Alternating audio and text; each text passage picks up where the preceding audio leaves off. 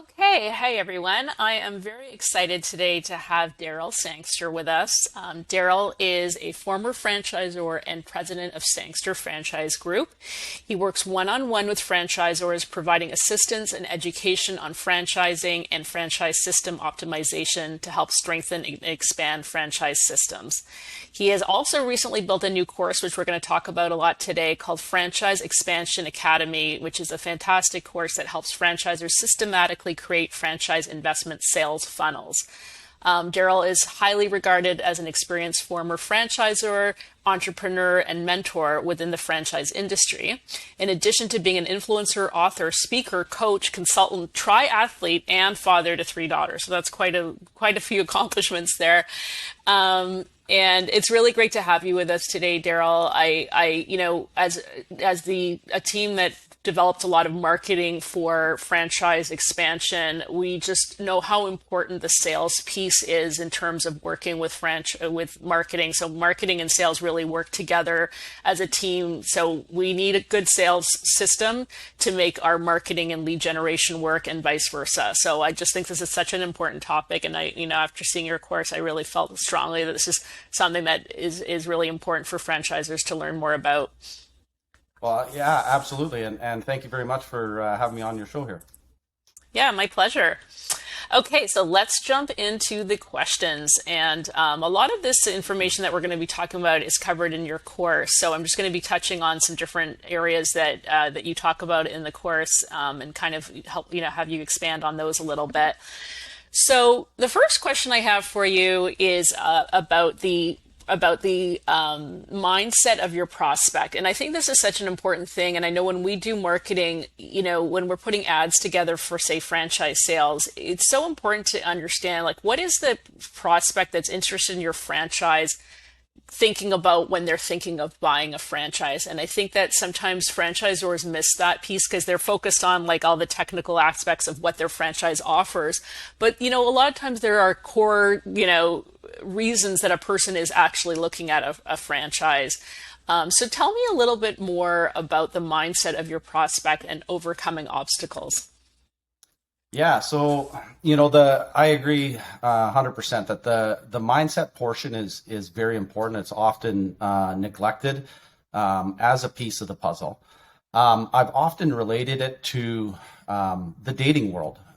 So I'm an ex-husband, so I'm familiar with that, and in that concept of dating, if you relate a franchisor to the dating scene, if you went out on a first date and it was all about me, me, me, me, and how great I am and how perfect I am to be dating, you're never going to get that second date. And in the franchise world, it's exactly the same. And a lot of franchisors make that mistake of just talking about all the reasons why their franchise is so great, which of course, they they are good reasons, but it's not the time and the place. And the mental side and understanding where the lead is at and how emotions tie into the decision making process, and making sure that the lead understands that it is about them and it is about achieving what they want, which is their first objective is not to buy your franchise. Their first objective is to solve a problem in their life, which might be job security or wealth creation or generational wealth or a steady income. There's a tremendous amount. It could be balance or freedom of time. There's a lot of reasons why, and that's where the mental side between the subconscious and the conscious mind, which I go over in the course, pertains to explaining that, so that as a franchisor, you can understand where the lead is potentially coming from. Yeah, I totally agree. I mean, it's all about listening, right? And when somebody first is looking into a franchise, yeah, they're trying to gather information, but I think it's important from the sales point of view to kind of understand their motivations, right? And to touch on that at first and see if there's a fit, and then you can get into more about the actual franchise itself. Yeah, absolutely. You know, and Yeah. and you know the the prospect needs that time to process and that time to understand what it is. So nobody wants to get sold to, no different than you or I. And especially in the case of franchise sales, we're not selling $30 items. Right. These are hundreds of thousands of dollars worth of products that, require time and, compassion in that sales process. Yeah, absolutely. Yeah. So that kind of leads me to my next question. One of the things that's very important is for a franchisor or a salesperson to understand the process a prospect goes through when they're considering a franchise opportunity, because there are stages, right? Yeah. It's not just a sort of one and done thing, like as you were saying. So, what are the stages that a prospect goes through when they're considering a franchise opportunity? Well, what I look at and what I've developed, and I guess what I see is the two main pieces of the puzzle that the prospect requires is time and education, and the education component comes in many forms. So things from your brand, what it stands for, the opportunity that's on the table, through to the education component of the finances. How does your business and your franchise actually make money? Because at the end of the day, they're investing in a return for their investment. So, these are aspects of the education, and of course, time is the second piece of the puzzle, which I'm a huge advocate for, because I hear from a lot of franchisors, well, I was talking to a guy and he was responsive, and, we were having weekly meetings, and then he just ghosted me and went silent and stuff like that. But what the franchisor or the client is not understanding is that everyone has a personal life. So you don't know what's happening. You don't know if their son or their daughter broke an arm and has stepped away from, I get it that the franchisor wants to sell a franchise, but you got to remember that the investor is interested in talking to you about becoming a franchisee, but it's not the only aspect in their world. So that's where the time component, sometimes, being able to read that lead and understand that, this lead might not make a decision in 90 days. So it might take them 6 months, and that's okay. Don't get offended when they ghost you because, their mother was in the hospital or had a fall, Right. that kind of stuff. Yeah, absolutely. Yeah. What do you think is a normal average amount of time to expect a sale to go through? I mean, that's something that we also kind of struggle with when we're working with clients who want to see results quickly. And it's like you were saying, these are huge decisions. These can take a long time for someone to go from, initial interest to actually going through with the purchase. So what do you think is an average amount of time someone should expect to wait? Oh, um, you know, within 2 to 3 weeks, you should be able to financially qualify and know whether or not this person can, in fact, execute on this. From that point forward, it becomes a transfer of time onto their shoulders, because now it becomes the education component. Now, I would say that within 90 to 120 days, 3 to 4 months is a typical span that you can cover off, everything from your opportunities to your FDD meetings. When you get into the FDD and the legal side and the contracts, that can easily chew up a month worth of time and a lot of conversations and a lot of video conferences explaining different clauses. So, that portion can easily chew up a month. And then there's the discovery and the execution. So, I would say that a typical or an average would be 90 to 120 days from start to signing. But I see a lot of franchisors make the mistake of pressuring that potential when they don't know what's going on in the background. And if somebody needs to step away, it's okay. It's not the end of the world. They're still interested. Yeah. Hopefully and likely you have 100 other leads to follow up with, and maybe 10 real hot ones to talk to anyways. So it's not like you're desperate and just banking on this single lead. Yeah, absolutely. Yeah, you need to kind of give people time. I mean, I think it's important to be persistent to some extent, like keep following up with people, but not necessarily give up on a lead when somebody is just taking some time to kind of deal with whatever they need to deal with to make a decision, right? Yeah, absolutely. Yeah. Great. So, in terms of the sort of process of awarding a franchise, what are some steps that a franchisor should develop to kind of go through that process with a prospect?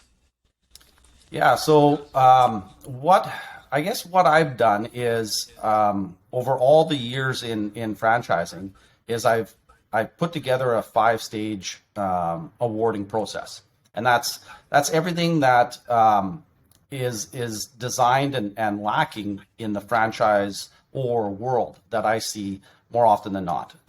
Because a typical franchisor creates their business, has a number of franchisees, has 10, 20, 30, 40 franchisees, and they have all these systems developed, but they don't have an internal system for themselves. They have the perfect way to serve the perfect amount of food, and great systems for service type industries or supplement type industries or anything like that, sales systems, but they don't actually have internal systems so that their investors can go through a journey that is expected. And so my 5 stage franchise awarding system is, inquiry is stage 1, qualification is stage 2, FDD interviewing is stage 3, discovery is stage 4, and awarding is stage 5. And each of those stages has very different objectives, and strategies, because the underlying piece of the puzzle that we have to maintain as franchise developers is we have to maintain the excitement and the interest of the lead all the way through. Because at the very beginning inquiry, they're very excited. They've likely reached out to you. They're all excited about buying into your franchise, but there's a trick to maintaining that interest and that excitement all the way through, even in boring stages of stage 3 when you're talking FDDs and legal documents. So, understanding that it is a complete sales cycle and it is a complete journey, that all these aspects have to be put together in order to successfully expand. Yeah, absolutely. Yeah. And I know, like, for example, with discovery days, that's fairly far along in the process, but um, a lot of times that piece, really builds up the excitement for a prospect where they get to sort of experience something firsthand, meet people, their franchisees, see the business in action, meet the franchisor. So I feel like that, even though that happens kind of later on, that's a great sort of stage for really solidifying their excitement about the opportunity. Yeah, absolutely. And in my opinion, I've seen franchisors make the mistake that they try to use Discovery Day as a teaching or a training type day, and it's got one objective, and that's to wow the franchisee. They haven't signed.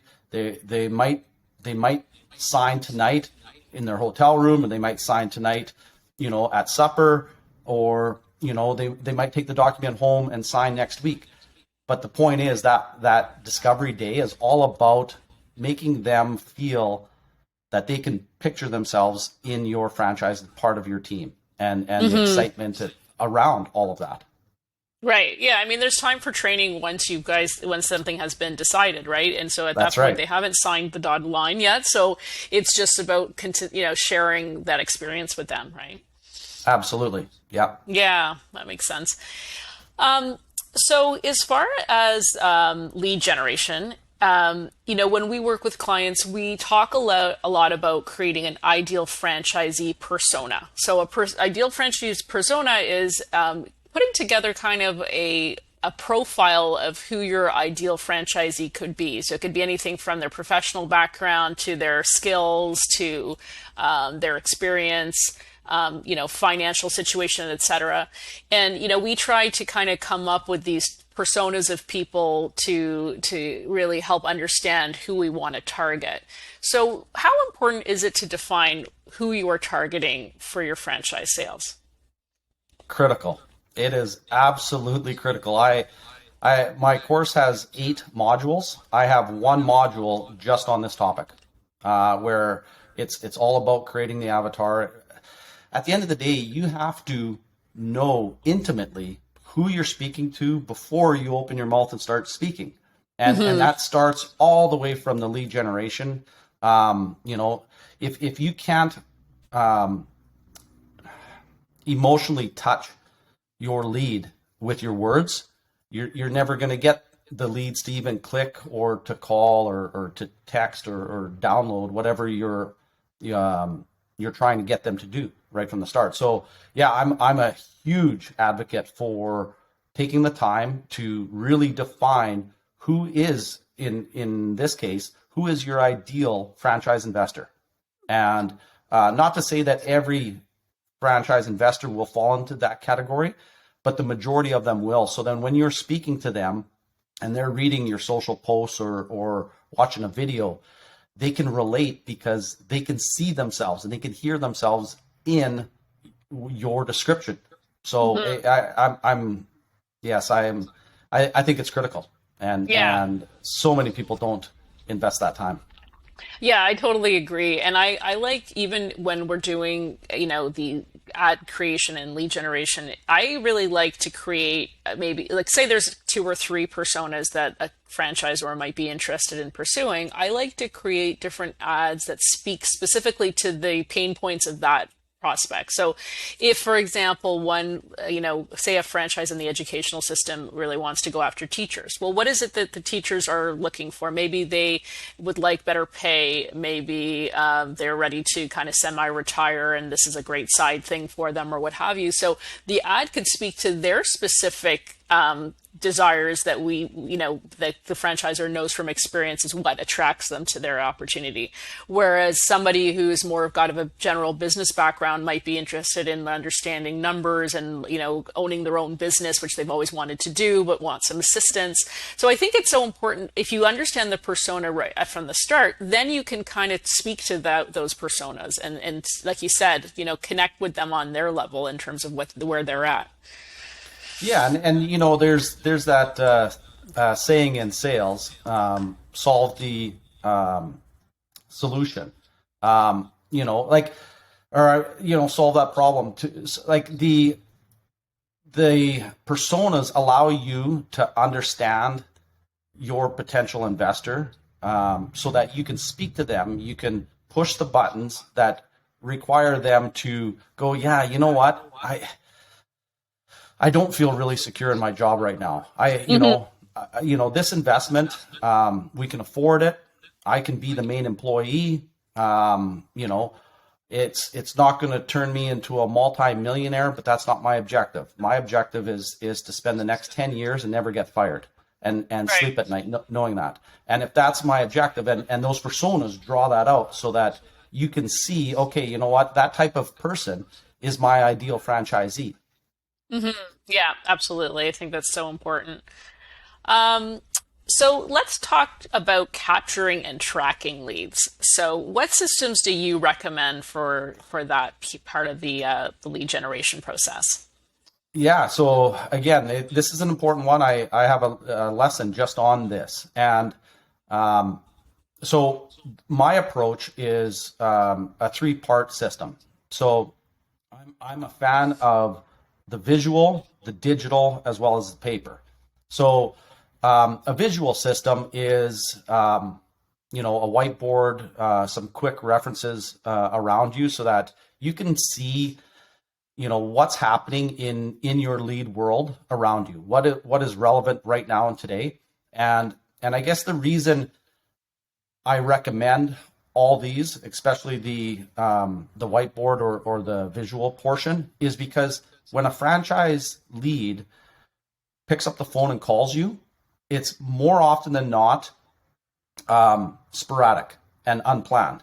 And in their world and their eyes, they are the only lead in your system. And you are challenged with the recall mechanism of ensuring that you're not sitting there going, who are you, John? Are you John in Calgary? Are you John in Vancouver? Like, you have to come across as being able to know exactly who you're talking to right away. And a lot of times it wasn't a planned phone call. The digital system that I recommend is something simple like Pipedrive. I've used it a lot. It's inexpensive. It allows you to build some good funnel systems so that you can track. And more importantly, I use Pipedrive or the digital system to act as a journal, so that I know exactly what's going on and what my next step is in this process. Like, is the ball in my court or is it in their court? And where am I at along my journey with them? So that it's very easy to recall that information. And then, of course, the paper filing system is the third piece of the puzzle for all of your legal side, as well as the information that you might obtain about their wife's name or their children or different things like that is personal to them. I use that to document in their file so that, when we do have those future conversations, again, it is part of building that trust and having that ability to connect with somebody and say, you know what, how, you were talking about your children, soccer game, how they make out, on the weekend, that kind of stuff. Yeah, absolutely. And I think, if you are dealing with a lot of leads, which hopefully you are, it does become difficult to remember every detail of every person. So it's a nice way to kind of, kind of refresh your memory when you're talking to somebody. Oh yeah, that was the person we were talking to about their kids, and let's touch base on that. And also, like you said, where are you at? Like, were you waiting for them to call you back, or were you supposed to follow up? And it's harder. The more leads you have, the more difficult it is to stay on top of them. And like, again, as people who specialize in lead generation, we really want the client to be successful in terms of turning our leads into a sale. So all those little tools are so important to help the process kind of keep moving forward. Yeah, absolutely it is. Yeah. So, in my experience, a little bit of everything on that three-part system has been successful in my world and for their own reasons. Yeah, absolutely. Yeah. So we kind of touched on this a little bit in what we were just discussing, but trust is a really big part of decision-making process. And I think trust is important in any business transaction, any sales process. I mean, that's a big part of, like, I think a lot of times it's not just about the actual opportunity, it's about how a person feels about you or your brand in terms of like how they trust you. So how can a franchise build trust with prospects? Yeah, so on this one, I agree with you. It's, a franchisee is not going to invest with a franchisor they don't trust. And the question of how do you build that trust, I believe it falls into the category of the personal branding, your social footprint, stuff that a potential investor can look at and see who you are. So I'll just use an example. Daryl Sangster as a franchisor, yeah, they might see a suit or they see me talking at some presentation up on a stage, but that's not entirely who I am. Whereas, if they check out my Instagram or different things like that, they'll see that, I have daughters and grandkids, and so then all those little values that make up a relationship come into the trust factor of franchising, in my opinion, because yes, your model has to be good and it has to, be profitable as a business model. But in saying that, there's a lot of business models that are profitable and out there. So, they obviously like yours for a reason. They can see by the numbers that it's profitable. Now, why should I invest with this company? Who is this person behind the company that's running this thing?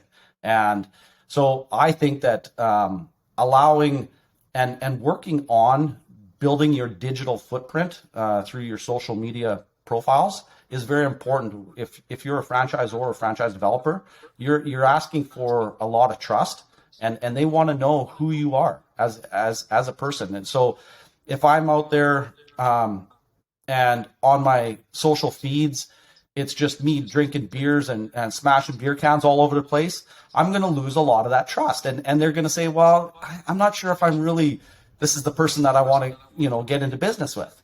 Right. So, right. That's an extreme example, but that's the power behind the social media personal branding, I believe. Yeah, and absolutely. Course, I'm a huge fan of LinkedIn. LinkedIn in the franchise community is huge in my opinion, because that's where a lot of your investors live. And again, even if they themselves aren't investors, they're typically influencers in their circles. So a lot of people that are seeing your content or your offer, your franchise opportunity on LinkedIn, even if they themselves are not interested, they'll pass it on to their buddy on the golf course, or their cousin out in Peterborough. Like it's just I found that's a big factor. So making sure that your presence on your social platforms is trustworthy. Yeah, absolutely. I mean, one of the things I've heard is that they've done research to show that a serious prospect will often look you up online and look at every touch point possible in terms of like what you're doing on social media. Not to mention the actual franchise website needs to look really professional, have testimonials and all that. So that image that you you put across on the internet, whether it's through your website or through your social media channels, is something that a real interested prospect is going to look at. And if they see like, wow, you're really you've got your stuff together, everything looks professional, I see testimonials, I see you have fans, I see you have happy customers, you've got good reviews, all of that really plays into the trust factor of building up their confidence in your opportunity. So yeah, I totally agree with that. Absolutely. Okay, so let's just say a new lead has come in. The goal is to get on a call with them and see if there is a fit. What kinds of questions should be asked during that first exploratory call? Well, in my opinion, I'm going to reference the dating analogy again. Make that first call all about them. The objective is to find out their why. It's not to convince them that you have a best system in the world, or to ask them for their social insurance number. Because I see that people come out of the gates hot and heavy and ask for all those details, and it just doesn't work, and you haven't even built any trust. This person literally just clicked one of your links and scheduled a call with you.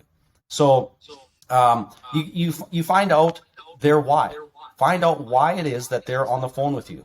Find out what aspects of them are causing them to look at franchising with you right now today. So is it because of job security? Is it because of wealth creation? Is it because of balance? Maybe their spouse is working and away from the house, and they don't want to be away from the house anymore, or whatever. Maybe it's a home-based franchise. Who knows?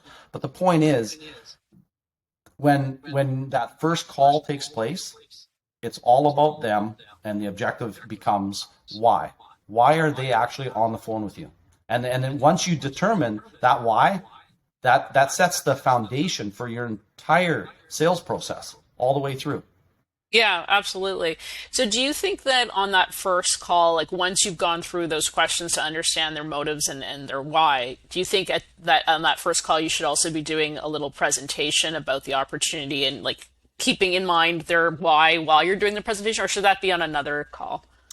Yeah, no, I don't. I recommend that first initial call to be short, 15 minutes. It's them selling to you. There's an analogy of, they're the ones on stage doing the dancing, not you. So, you're grabbing some information, finding out who they are. They're already excited. They're already interested, because they've already picked up the phone and are on the call with you. there are, of course, part of this whole process. There's opportunity.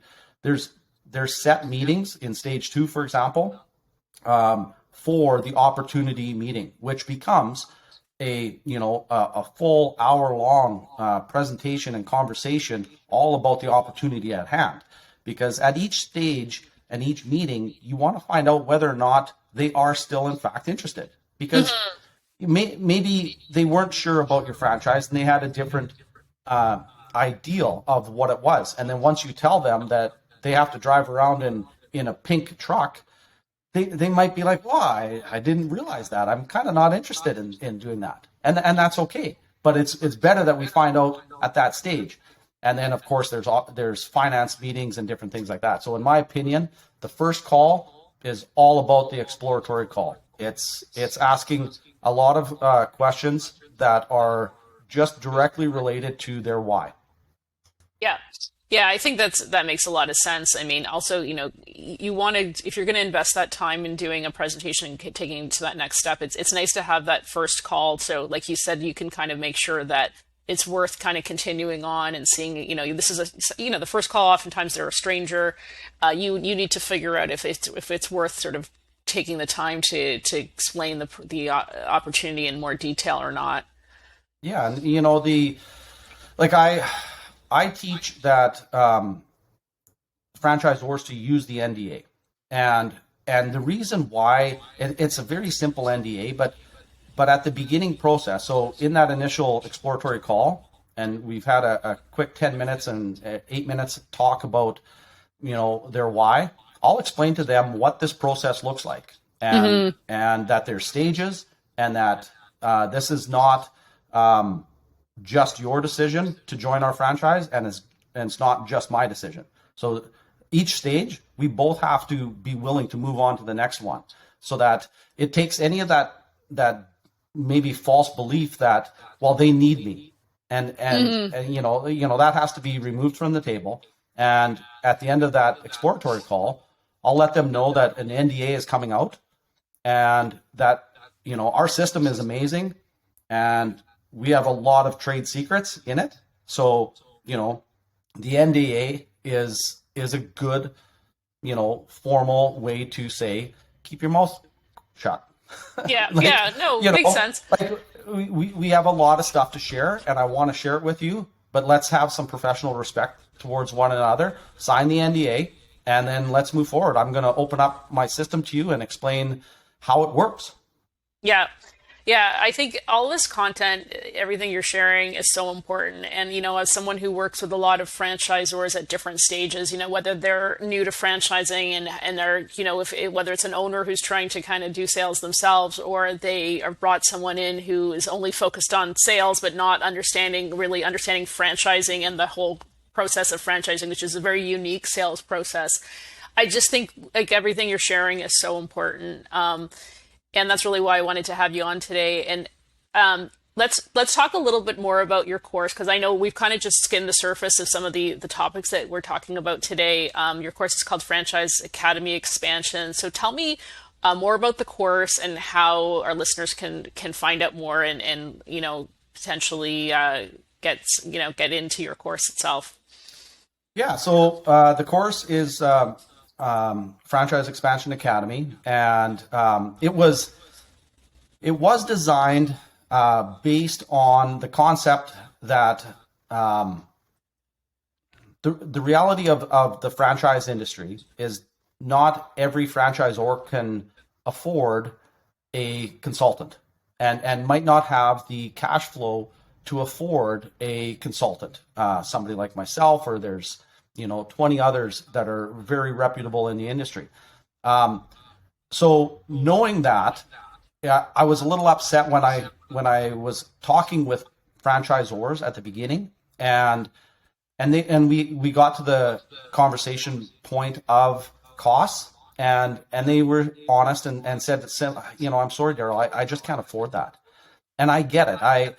As a former franchisor, I get it. There's periods of cash flow where it's tight, and you might not have those extra dollars.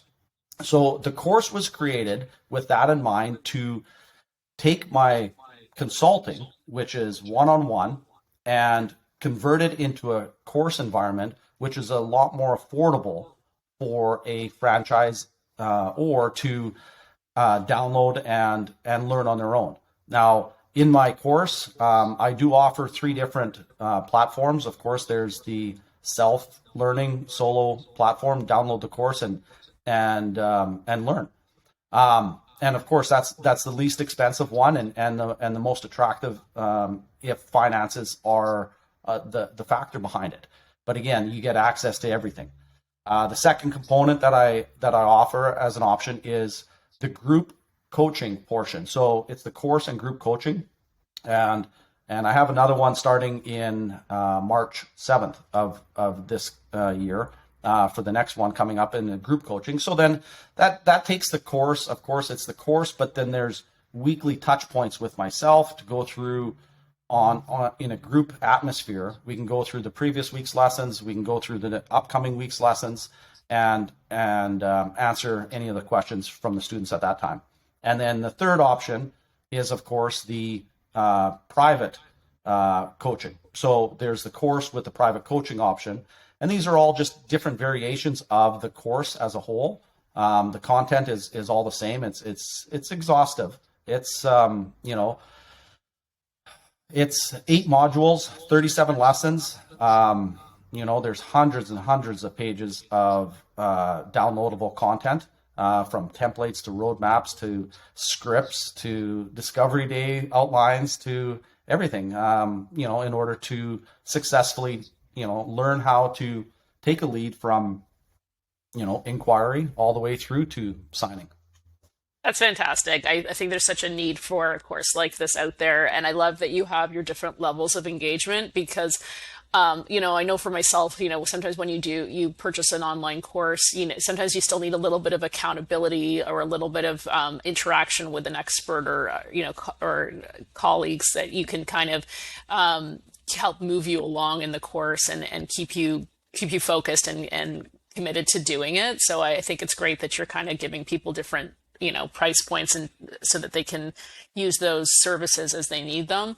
So that's fantastic. So yeah, thank you so much for joining me today. I think this information is really important. We're definitely going to put some links in our article to your course if anybody wants to check it out. We look forward to touching base again with you soon. Yeah, well, and thank you again. And yes, the course can be found at sangsterfranchisegroup.com. And Juliet, I really appreciate this time here with you today. My pleasure, and I'll talk to you again soon.